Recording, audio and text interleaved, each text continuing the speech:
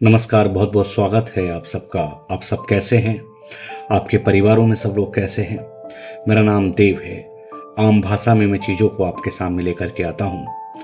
कोलकाता में lady doctor के साथ जो हुआ उस पर अगर मैं कुछ कहूँ तो मैं निशब्द हो जाऊंगा। संजय रायराम का एक ऐसा दरिंदा जिस पर कानूनी शिकंजा कसा हुआ है, कई अन्य लोगों पर भी कानून की नज़र है, कानून अपना काम कर रहा है। लेकिन संजय राय के बारे में जानने की जो लोगों में उत्सुकता है कि कोई आदमी इतना दरिंदा कैसे हो सकता है, कोई आदमी इतना हैवान कैसे हो सकता है, कोई आदमी इतना घिर कैसे सकता है। जो बेटी लोगों की जिंदगियां बचाने का काम कर रही थी, उसी की अस्मिता और जीवन से खिल गया ये दरिंदा। चलिए थोड़ा सा बताने की कोशिश करते हैं। नाम और पहचान छुपाने की शर्त पर एक वरिष्ठ पत्रकार ने एक बड़े चैनल के लिए संजय राय के एक दोस्त का इंटरव्यू किया और उस इंटरव्यू में कुछ ऐसे खुलासे हुए जो आपके होश उड़ा देगा। दरअसल इंटरव्यू शुरू होता है, पत्रकार का सवाल आता है तो वो जवाब आपको हैरान करेंगे। मैं आपको आम भाषा में समझाने की कोशिश करता हूं। संजय राय के दोस्त ने जो उस दरिंदे संजय के बारे में बताया वो हैरान करता है। उन्होंने कहा कि संजय ने मुझसे 50,000 रुपए उधार लिए थे किसी काम के नाम पर, जो आज तक उसने वापस नहीं किए। साथ ही उसने कहा कि संजय की मेंटालिटी बहुत खराब थी। यदि वह आंख लेता था कि सामने वाला इंसान कमजोर है तो वह उस पर दबाव बनाता था। संजय की पत्नी के बारे में भी उनके दोस्त ने जो बताया वो अब आपको हैरान करेगा। संजय राय के दोस्त ने बताया कि उसकी पत्नी के साथ भी वह मारपीट करता था और अश्लीलता की हद यहां पार हो जाती है कि शादी के कुछ महीनों के बाद ही, इस इंटरव्यू के अनुसार जो उसके दोस्त ने बताया उन वरिष्ठ पत्रकार को, महिला पत्रकार को, कि शादी के कुछ महीनों के बाद ही मामला पुलिस तक पहुंच गया और परिवार की कलह इतनी थी कि वह अपनी पत्नी के साथ मारपीट भी करता था। संजय राय की पत्नी की मृत्यु हो जाने के बाद एक सवाल खड़ा होता था, क्या उसने शादियां की?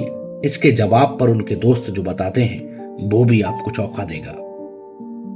उन्होंने कहा संजय जो था उसने कई महिलाओं से संबंध बनाए, न जाने कितने घर उसने उजाड़ दिए, इस तरीके से भी उन्होंने बताया। लेकिन खुलकर के समाज के सामने कोई ऐसी शादी नहीं की जिसको वो कह सके कि मैंने अब इनको अपनी पत्नी स्वीकार कर लिया है। साथ ही सेक्स को लेकर के जो संजय था वो काफी उतावला रहता था, उग्र रहता था, ये भी उन्होंने बताया। उन्होंने कहा कि एक बार मेरे सामने भी उसने जो पब्लिक पैलेस थे वहां पर ऊट पटांग हरकतें करने की कोशिश की। एक बार वह मुझे घाट पर ही छोड़कर चला गया। इस तरीके से उन्होंने कुछ बताया जो चीजें उसकी मानसिकता को दर्शाती हैं।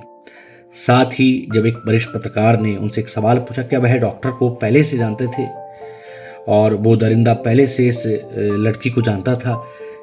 इसके जवाब पर पत्रकार को जो वो जवाब देते हैं कि ऐसा मुझे कुछ जानकारी नहीं है, लेकिन वो बहुत शातिर किस्म का इंसान था और बहुत ही जालिम किस्म का इंसान था। महिलाओं के प्रति उसकी सोच वाकई ठीक नहीं थी। समाज के उन लोगों को वो बेहद परेशान करता था जो लोग थोड़े से कमजोर और थोड़े से लाचार नजर आते थे। इससे एक बात तो स्पष्ट हो जाती है कि संजय की जो विचारधारा थी वो काफी खराब थी। संजय की महिलाओं के प्रति जो सोच थी वो काफी खराब थी। संजय अब अपने आप को कुछ भी बताए, कुछ भी कहे, ये बात अलग है, लेकिन संजय के साथ दोस्ती में रहने वाला इंसान जो बता रहा है वो आपको हैरान तो कर रहा होगा कि ये इंसान कोई आम इंसान नहीं है, इसकी मानसिकता खराब हो चुकी है।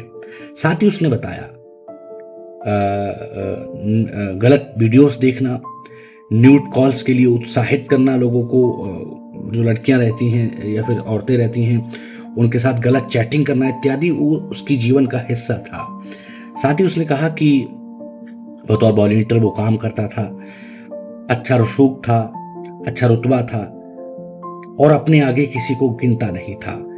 इन तमाम बातों से दोस्त की अगर माना जाए तो संजय राय वाकई खतरनाक आदमी था। संजय राय वाकई दरिंदा किस्म का इंसान था। एक आदमी की विचारधारा एकदम इतनी खराब नहीं होती, हल्के हल्के उसके अंदर एक जहर पनपता है और उस जहर को वो एक दिन उगल देता है और वही अंजाम आज देखने को मिला। उसके दोस्त ने भी इस बात को कहा।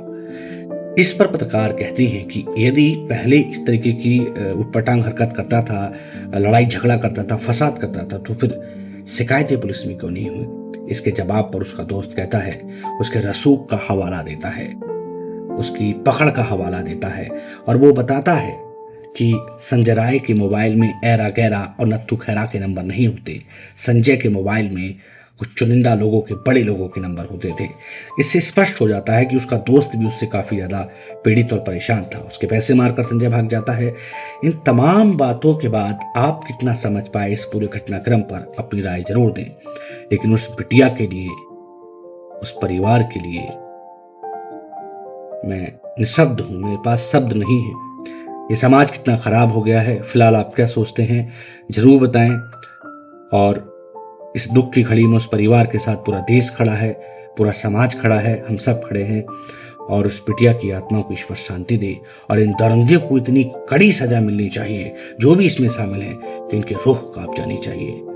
वाकई सही बता रहे हैं, समाज का स्तर, लोगों का स्तर बहुत खराब हो गया। तब तक के लिए नमस्कार।